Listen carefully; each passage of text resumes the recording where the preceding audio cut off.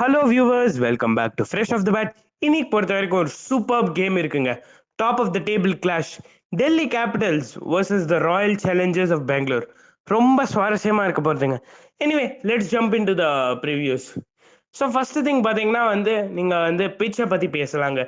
Long boundaries ஒரு 70-75 metres figure then Wankhede. First thing இதுதான். Chennai size ட்ராக்குங்க பேசிக்லி.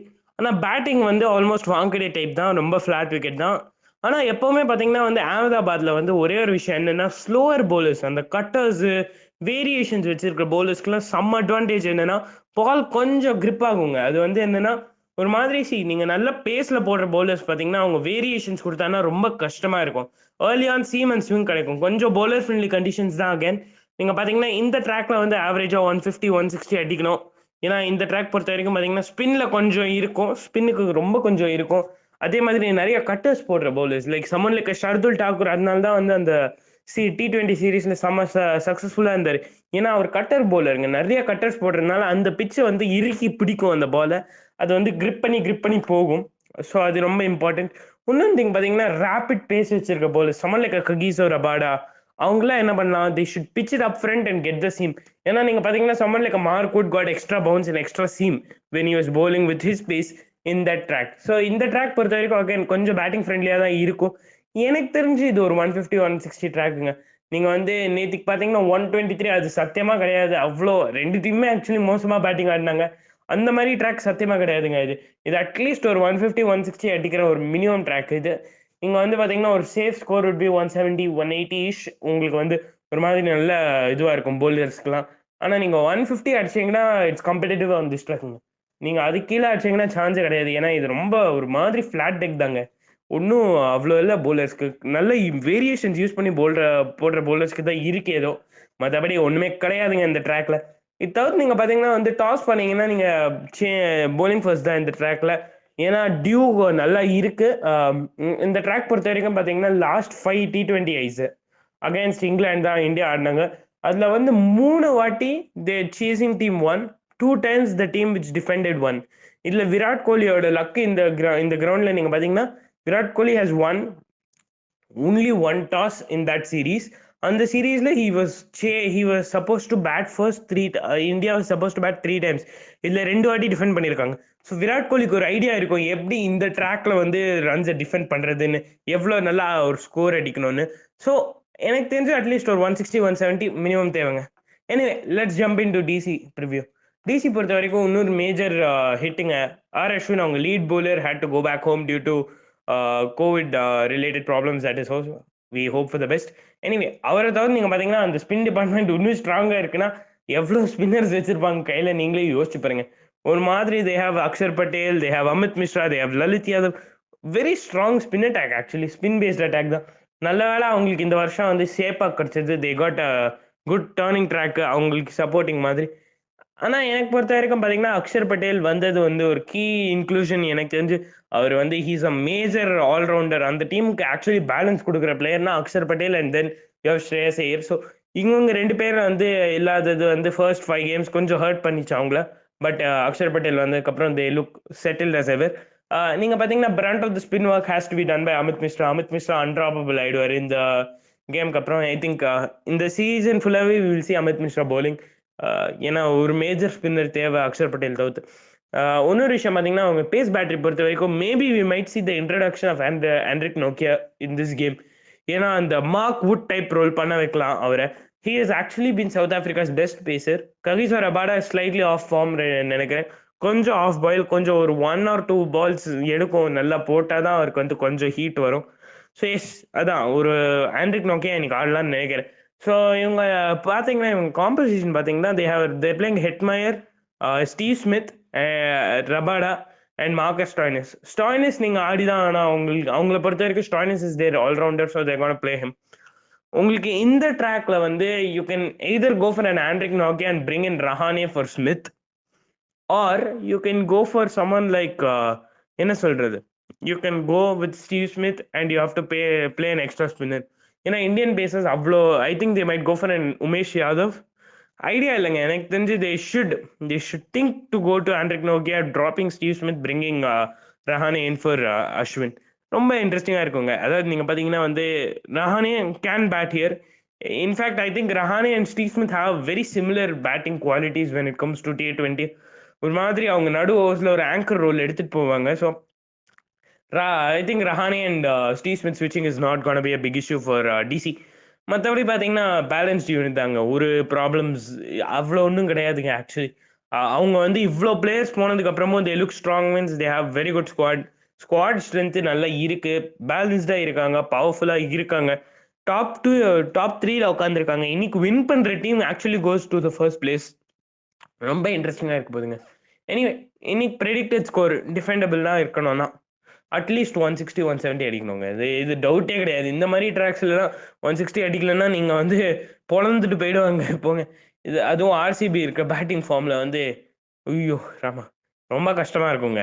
ஸோ எனிவே இதாங்க வந்து DC preview. Now let's go into RCB preview. Okay viewers, இப்போ நம்ம ஆர்சிபி டீம் ப்ரிவியூவில் போகலாம். ஆர்சிபி டீம் ப்ரிவியூக்குள்ளே போகிறதுக்கு முன்னாடி அவங்களோட ப்ரீவியஸ் கேம் அனாலிசிஸ் ஷார்ட்டாக பார்த்துடலாங்க. அந்த லாஸ்ட் ஓவர், அந்த 20th ஓவர் வரைக்கும் எல்லாம் நல்லா போச்சு. சென்னை சூப்பர் கிங்ஸோட ஃப்ரீக்வெண்ட் விக்கெட்ஸ் எடுத்தாங்க, அவங்க பேக் ஃபுட்லேயே வச்சுருந்தாங்க. ஆனால் ரவீந்திர ஜடேஜா வந்து அந்த 37 ரன் ஓவர் கேமே மாற்றிருச்சு. ப்ளஸ் பேட்டிங் ஆடும்போது ரெகுலர் இன்டர்வல்ஸில் விக்கெட் விட்டாங்கங்க. ஸோ அதனாலே மேட்ச் தோத்தாங்கன்னு சொல்லலாம். என்ன தான் பவர் பிளேயர் 60 ரன் வச்சுருந்தாலும் மேட்ச் தோத்துட்டாங்க. ஸோ மோஸ்ட்டாக நிறைய பேசுகிறதுக்கு இல்லைங்க. அந்த போன கேம் பற்றி மோஸ்ட்டாக இல்லைன்னு நிறைய கற்றுட்டு திரும்பி வர பார்ப்பாங்க.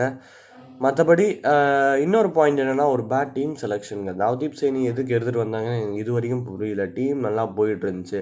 ஒரு வேளை மேபி அந்த சுரேஷ் ரெய்னாக்கு பவுன்சர் பிரச்சனை இருக்கிறதுனால மேபி ஒரு நவ்தீப் சைனி எடுத்துகிட்டு வந்திருக்கலாம், ஒரு ஃபாஸ்ட்டாக போடக்கூடிய போலர். ஆனால் அவர் சுரேஷ் ரெய்னா ஒரு பவுன்சர் போட்ட மாதிரி எனக்கு ஞாபகமோ இல்லை, போடவோ இல்லைன்னு நினைக்கிறேன் அவர். ஸோ இந்த கேம் மோஸ்ட்டாக அவங்க என்ன பண்ணணும், ஒரு ஓப்பனிங் பார்ட்னர்ஷிப் விடக்கூடாங்க. டெல்லி கேபிட்டல்ஸ்க்கான முக்கியமான ஸ்ட்ரென்த்து ஓப்பனிங் பார்ட்னர்ஷிப் தான். அவங்களே 10 overs ஆடிடுவாங்க. ஸோ மிடில் ஆர்டர் வந்து கொஞ்சம் ஃப்ரெஜைலாக இருக்கிறதுனால. ஸோ முகமது சிராஜ் கண்டிப்பாக பிருத்திவி ஷாவை ட்ரபிள் பண்ணுவாருங்க. அவருக்கு இருக்கிற இன்ஸ்விங்கிங் அபிலிட்டி, பிருத்திவி ஷா உள்ளே வந்து ஸ்டம்ப் ட்ரிங்க் அவ்வளோதான் போச்சு. பிருத்திவி ஷா நிறைய ஸ்ட்ரகிள் பண்ணியிருக்கிறார் இன்ஸ்விங்கிங் டெலிவரிஸ் பொறுத்த வரைக்கும். ஸோ இந்த பேட்டில் பார்க்க நல்லா இருக்கும். ப்ளஸ் அவங்களோட டெத் பேட்டிங் பெருசாக ட்ரபிள் ஆகாதுன்னு நினைக்கிறேன். ஹர்ஷல் பட்டேல் நல்ல ஃபார்மில் இருக்கிறார். மேபி அந்த ஒரு ஓவர் அவரோட கான்ஃபிடன்ஸ்லாம் குறைக்காது. 3 க்ரூஷியல் விக்கெட்ஸ் எடுத்து கொடுத்தாரு. ஒரு சிம்ரான் ஹெட்மயரோ ஒரு ரிஷப் பண்டோ, ஸ்டீவ் ஸ்மித் சீரியஸாக ட்ரபிள் பண்ண மாட்டாருங்க ஆர்சிபியில். அவர் யாரும் ஸ்ட்ரைக் ரேட்டுக்கு பெருசாக எந்த பிரச்சனையும் இருக்காது. ஆர்சிபிக்கு தட்டி தான் ஆடுவார். ப்ளஸ் அவங்க பேட்டிங் ஆடும்போது இந்த பாயிண்ட்டை கண்டிப்பாக ஞாபகம் வச்சுக்கணுங்க. ரெகுலர் இன்டர்வல்ஸாக விக்கெட்ஸ் லூஸ் பண்ணக்கூடாது. ஏன்னா அந்த சைடு ஆவேஷ் கான் நல்லா போட்டுருக்காரு. ஸோ அவர்கிட்ட மட்டும் அவுட் ஆகவே கூடாதுங்க ஆர்சிபி பிளேயர்ஸ். ப்ளஸ் அந்த ஓப்பனிங் பார்ட்னர்ஷிப் ரொம்ப முக்கியங்க. ஓப்பனிங் பார்ட்னர்ஷிப் போன மேட்ச் விராட் கோலி அவுட் ஆனோடனே சரிவ ஆரம்பிச்சது. ஸோ அது நடக்காமல் இன்றைக்கி பார்த்துக்கணும். இன்றைக்கி ஒரு முக்கியமான விஷயம் என்னென்னா, ஒரு லெக் ஸ்பின்னருங்க அமித் மிஸ்ரா ஷுவராக கோலியும் ஏபிடியும் ட்ரபிள் பண்ணுவார்.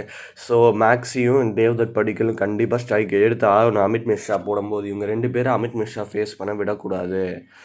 மற்றபடி அக்ஷர் பட்டேலோட லென்த்தை செட்லேயே பண்ண விடக்கூடாதுங்க. அவர் அற்புதமாக போட்டிருந்தார் போன மேட்ச். சூப்பர் ஓவர் கூட போட்டாருன்னு நினைக்கிறேன். ஸோ அந்த லெஃப்ட் ஹேண்ட் ஸ்பின்னரோட லென்த்தை செல் பண்ணவே விடக்கூடாது. அவர் அந்த ஏரியாவில் நிறைய மேட்சஸ் ஆடிருக்காரு. ப்ளஸ் இது ஒரு பாசிட்டிவ்ங்க. விராட் கோலி நிறைய மேட்சஸ் ஆடிருக்காரு அந்த வென்யூவில். ஸோ பெருசாக ட்ரபிள் பண்ணுவாரா இல்லையான்னு தெரியல, பார்த்தா தான் தெரியும். ஸோ மோஸ்ட்டாக இன்னொரு ட்ராபேக் என்னென்னா, டெல்லி கேபிட்டல்ஸ் அணியில் ரவிச்சந்திரன் அஸ்வின் இல்லைங்க. ஸோ ரவிச்சந்திரன் அஸ்வினுக்கு பதிலாக ஒரு இந்தியன் ஃபாஸ்ட் பவுலர் எடுத்துகிட்டு வர வாய்ப்பு இருக்குது. இந்தியன் ஃபாஸ்ட் பவுலர் அப்படி இல்லைன்னா ஒரு ஸ்பின்னரோ எடுத்துகிட்டு வர வாய்ப்பு இருக்குது. ஸோ அந்த புதுசாக வர பவுலர் மேபி ஒரு மெரிவாலாவாக இருக்கலாம். ஸோ அவரை கண்டிப்பாக அட்டாக் பண்ணி ஆகணும். அப்படின்னா எல்லா மேட்ச்லேயும் நான் கண்டிப்பாக பண்ணணுங்க. அவங்களோட 6th பவுலரை கண்டிப்பாக அட்டாக் பண்ணி ஆகணும். அதே மாதிரி தான் பண்ணாங்க.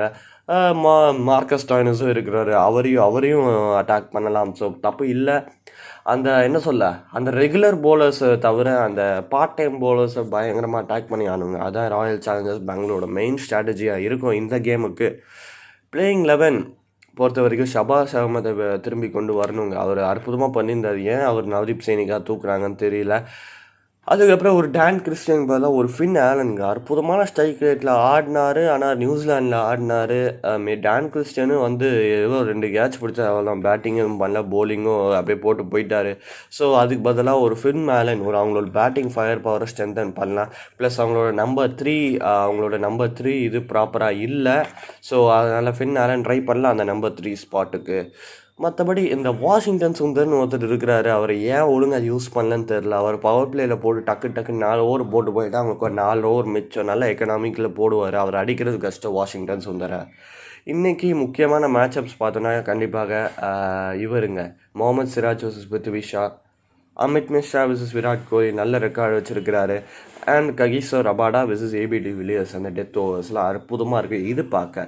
ப்ரெடிக்ஷன்ஸ் பொறுத்த வரைக்கும் ரெண்டுமே வந்து நல்ல ஃபார்மில் இருக்கிற சைடுங்க.